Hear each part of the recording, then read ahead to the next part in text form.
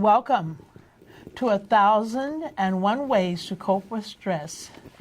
I am Professor Shabaka, and we have as our guest Dr. Fred Monderson, a famous Egyptologist and a historian par excellence. He is a student of some of the most famous Egyptologists and historians in the world, including Ben Yakelman, John Henry Clark, and Professor Simmons, right? George Simmons. Mr. George Simmons. And he is coming to us this evening with part 2 of Where Are the Egyptians? I give you Dr. Fred Monderson. Thank you so much for coming back. And I just want to make one comment. I hadn't seen these 3 volumes. One is on Dr. Ben Yakelman.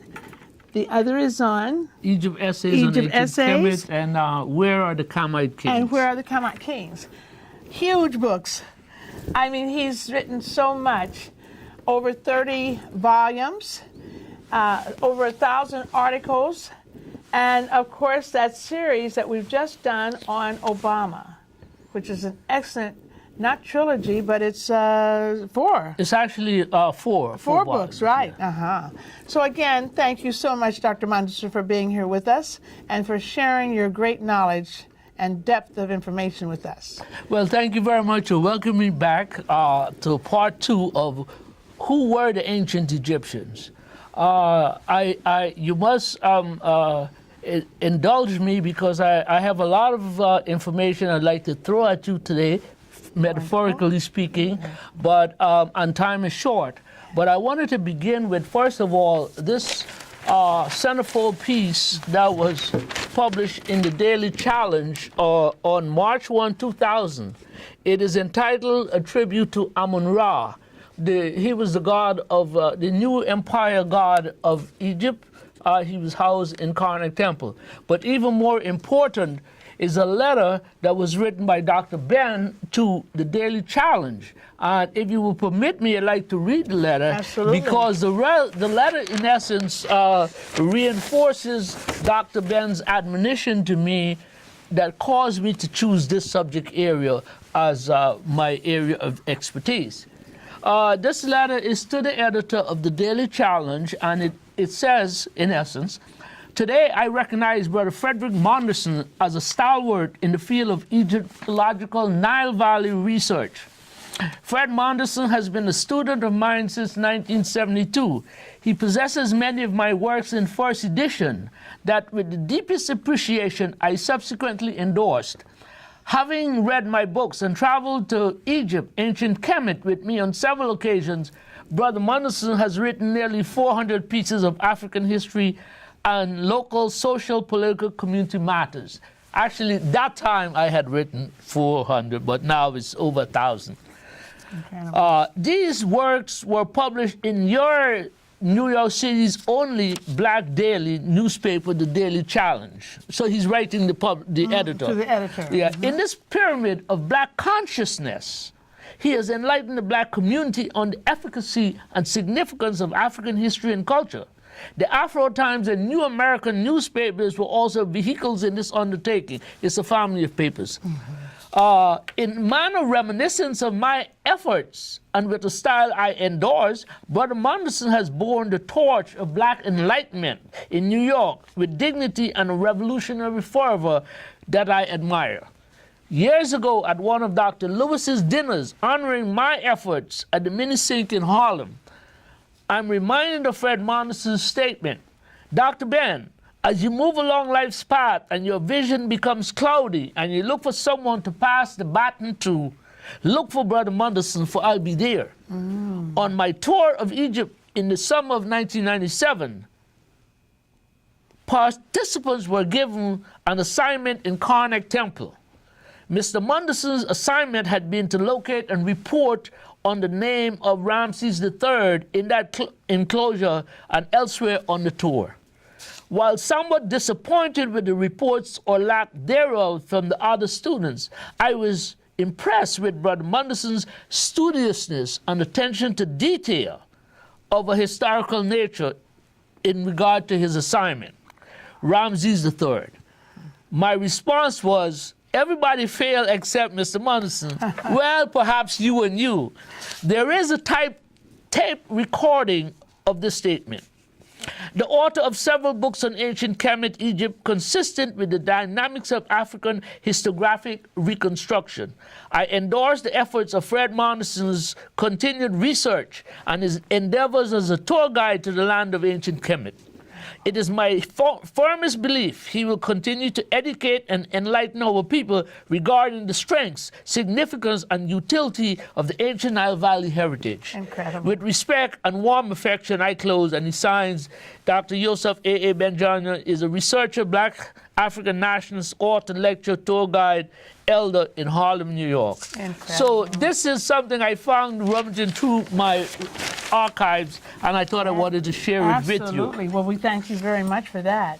I think that everyone who's heard anything you shared is just endorses this comment over and over again, that you are excellent in your research, you're detailed, and your ability to relate it to the public is exceptional. We thank you for that. Okay, yes. Well, so I just wanted to share, for a person who would like to contact me, my telephone number is 917-808-7096, and I can be reached at fredsegypt.com, and my publishing company is sumanpublishers.com at sumanpublishers.com. Thank you for that. Now, about today's issue, part 2 of who were the ancient Egyptians. As you can remember, I started to give you some information, but time did not permit. And again, time is always a challenge, and we have to move quickly. I want to begin by simply stating that the existential data contradicts the symbolic representation. That is to say, what we are told or what we see on display is not the actual truth about the history and the culture of these ancient Africans along the Nile Valley. I said to our people that we must trust African scholars to ferret out correct information, point out distortions, and include omissions of the historical record, systematically distorted and implanted by racist Western, European, and American historiography, buttressed by ill-informed and arrogant scholars, and dissemination mechanisms, whether they are publishing houses, their radio, TV, or newspapers, or even museum displays. Until these entities recognize the humanity and the intellectual capabilities of African people, man, woman, we will, as Dr. Diop laid it down, we will remain and live and die on the battlefield of African historiographic reconstruction and upliftment. We must remember, Dr. John Clark reminded us, the people who preach racism colonize history. And when Europe colonized the world, she colonized the world's knowledge.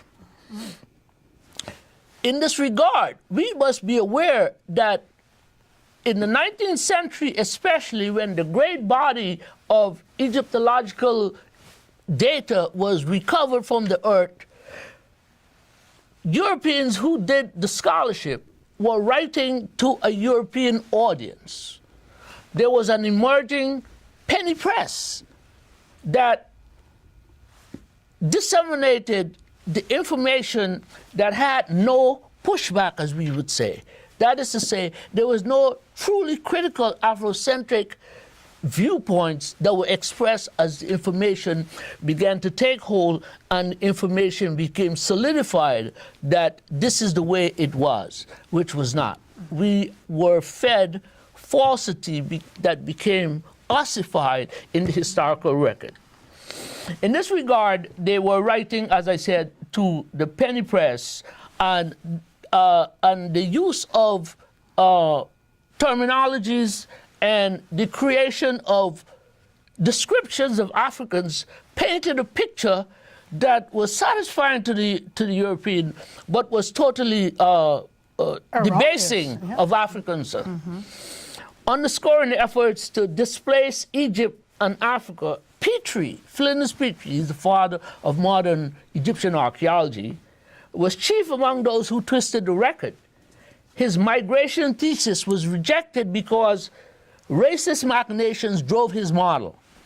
He began using Greek terms to describe the people, places, and events of Africa, and these caught on pretty quickly.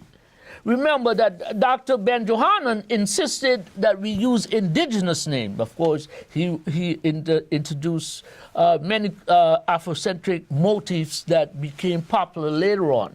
But of significance was the discovery of Lucy. Lucy was a fossil discovered in the Hera region of Ethiopia that was dated at about 3 million years old. And the discoverer, his name was Johansen. In camp, he was wondering what to name this find. And at the time, the Beatles song, Lucy in the Sky with Diamonds, was playing, so he called her Lucy.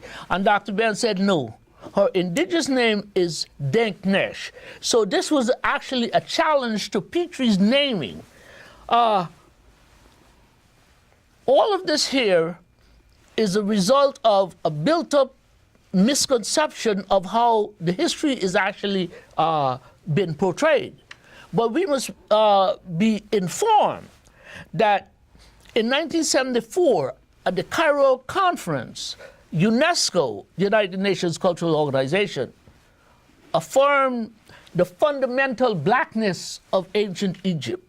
And it praised Dr. Chika-Ante Diop and his associate, Dr. Theophilo Benga, as the best prepared of all the presenters. So we asked, what is at stake? The reason why we are concerned as Africanists is that there's a great hunger for Egypt. And why? It is best explained by W.J. Perry in his book, The Growth of Civilization, 1924, reprinted in 1937, where he was quoting G. Elliott Smith, an anatomist from Manchester University who did examination of all the mummies and what have you. And he said, the Egyptians did a great deal more than merely invent agriculture and divide the earliest statecraft and religion. Not only did they devise the methods of working wood and stone and the art of architecture, they seem also to have been the inventors of linen and of the craft of weaving, of the use of gold and copper, and the making of metal tools and implements. They were the first people to measure the year and to devise a calendar, and later on to substitute for the rough calculation based on the date, the observation of the sun's movements. They also invented shipbuilding and constructed the first seagoing ships. In 1001 details of our common civilization, the originality of Egyptian civilization is revealed. The art of shaving, the use of wigs, the wearing of hats, the invention of the kilt and of the sandal, and subsequently of a variety of other articles of dress, many of our musical instruments, chairs and beds, cushions, jewelry and jewel cases, lamps. These are merely a few of the items picked at random out of our ancient heritage from the Nile Valley. What is bothersome? When he uses the term our, he meant Europeans, certainly British, not all of humanity or Africans. So he's moved us, as Runoko Rashidis has said, from the center to the periphery of history. Again, marginalizing us. Of course. And also stealing our history. It is not simply the knowledge, but the falsification of the presentation. Right? A sister scholar of his age, Margaret Murray, in The Splendor That Was Egypt, expressed similar views, though she was more specific.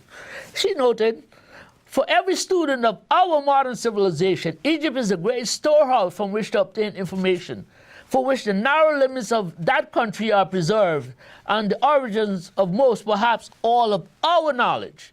In Egypt are found the first beginnings of material culture, building, agriculture, horticulture, clothing, even cooking as an art. The beginnings of the sciences, physics, astronomy, medicine, engineering, the beginning of the imponderables, law, government, religion. In every aspect of life, Egypt has influenced Europe, and though the centuries may have modified the custom or idea, the origin is clearly visible. Centuries before Ptolemy Philadelphus founded the great temple of the Muses at Alexandria, Egypt was to the Greek the embodiment of all wisdom and knowledge. In their generous enthusiasm, the Greeks continually recorded that opinion.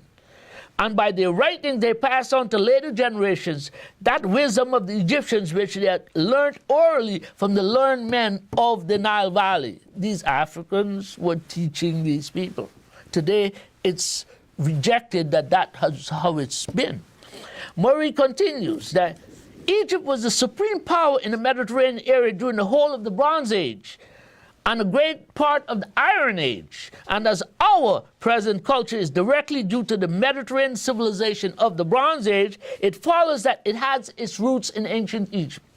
It is to Egypt that we owe our division of time, the 12 months and 365 days of the year. The 12 hours of the day and 12 hours of the night are due to the work of the Egyptian astronomers. The earliest clocks, the clepsydra, were the invention of Egyptian physicists. The earliest known intelligible writing is the Egyptian.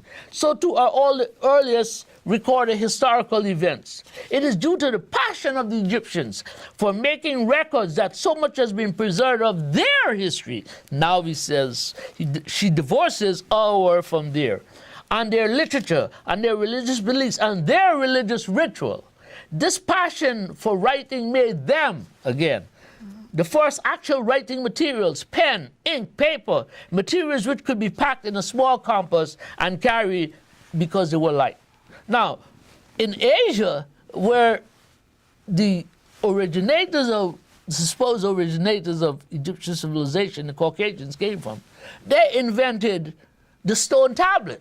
Now, can you imagine a student carrying a bag full of stone tablets as opposed to a papyrus with a reed brush pen in his ear? It's a vast difference. So it's night and day in terms of who gave what to the world. And this is the heritage that African people needs to claim, to fight, defend Egypt as African and black. In Asia, so Murray continued that the splendor of Egypt was not a mere mushroom growth lasting but a few hundred years. Where Greece and Rome can count their supremacy by the century, Egypt counts hers by the millennium. So I hope you understand what I'm saying here. And the remains of that splendor, even now, eclipses the remains of any other country in the world. There's no country with as much ancient records as Egypt. According to the Greeks, there were 7 wonders of the world. Everybody also always wanted to know what were the 7 wonders of the ancient world, right? These were the pyramids of Egypt, the hanging gardens of Babylon, the statue of Zeus at Olympia, the Colossus of Rhodes, and the lighthouse of Alexandria, and the tomb of Mausoleum. All of these great and splendid works, what remains of them today? Well, Babylon and its garden are a heap of rubble, as ruined as a bombed city, like Aleppo today. The statue of Zeus was destroyed long ago. The temple of Diana is utterly demolished, leaving only a few foundations. Fragments of the mausoleum are preserved in museums, where they are a source of interest to experts only. The Colossus of Rhodes survives only in legend. So completely has it disappeared, and the lighthouse of Alexandria perished without a trace. Of the 7 wonders of the pyramids of Egypt alone remained intact. It says something about the engineering feat of accomplishment and the exactness and the scientific know-how, wherewithal that went into the preparation and the construction of these things. You know, it's been said that the Japanese today, with all of their technological know-how, try to recreate the construction of a pyramid, and they failed miserably.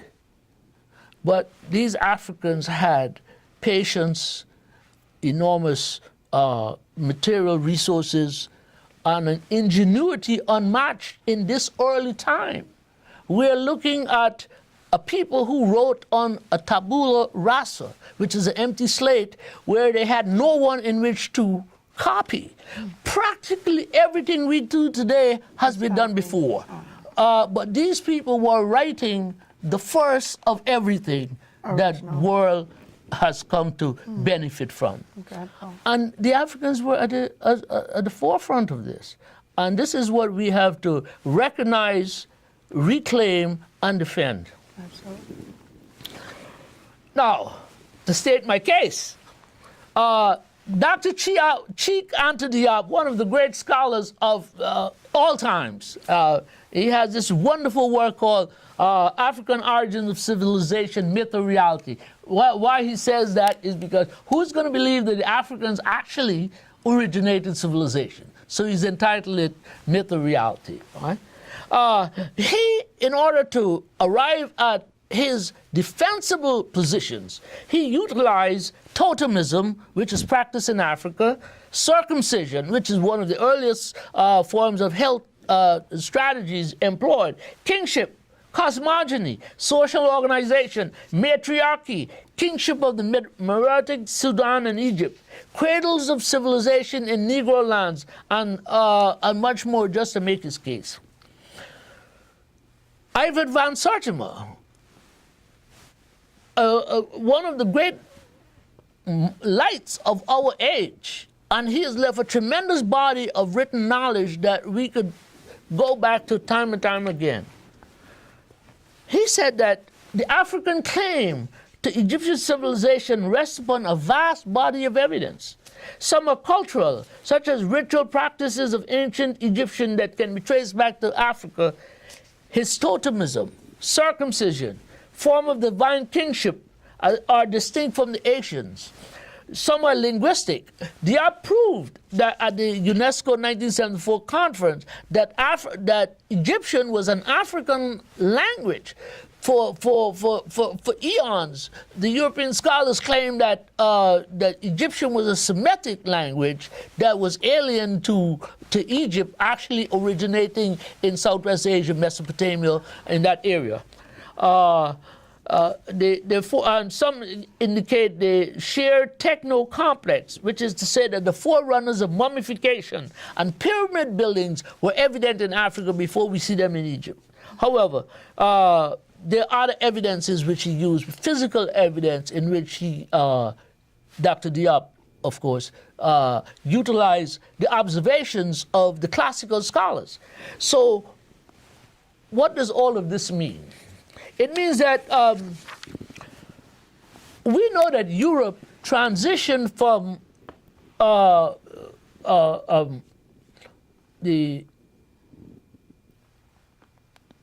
naked imperialism of the slave trade to enlightened imperialism of the colonial period to intellectual imperialism in the age of Egyptian reclamation. As a result of this, we have had to re-examine the evidence because, as I said in the beginning, the history was not, the presentation of the history was not properly challenged. Mm-hmm. So whatever was said was actually embedded without constructive criticism. And as such, there's a whole lot more that I need to add. And well, you'll have to come back for another I have to come back for yes, 3 more minutes now, but we can come back for another part. Oh, okay. So, but the point is that the record has been falsified. As I said in the beginning, the existential data, because as we begin to look at the information, we begin to see myriads of mistakes, errors, falsification, that it is not so much a crime against the African people, but it's a crime against humanity because humanity has been forced to ingest falsity for the desire to elevate Europe and denigrate Africa and African people. And that's the message I'd like to deliver to you today. Absolutely. But why? That's another lecture, isn't it? The why is simple. Mankind is generally envious, covetous. It's about me and not we. And the humanity in general has to benefit from every iota of knowledge, of learning. And if any one person keeps all of this to themselves, denying others, then we have a problem, a contradiction that is against the human spirit. And we have to correct this. Absolutely. Well, again, Dr. Monderson, thank you so much. And you're welcome back for our part 3. Thank you very Who much. are the Egyptians? Thank you so very Thank much. you. Oh, okay. And thank you again for watching 1,001 Ways to Cope with Stress. This is Dr. Fred Monderson. I am Professor Kinshasa Shabaka. We can go into the third part.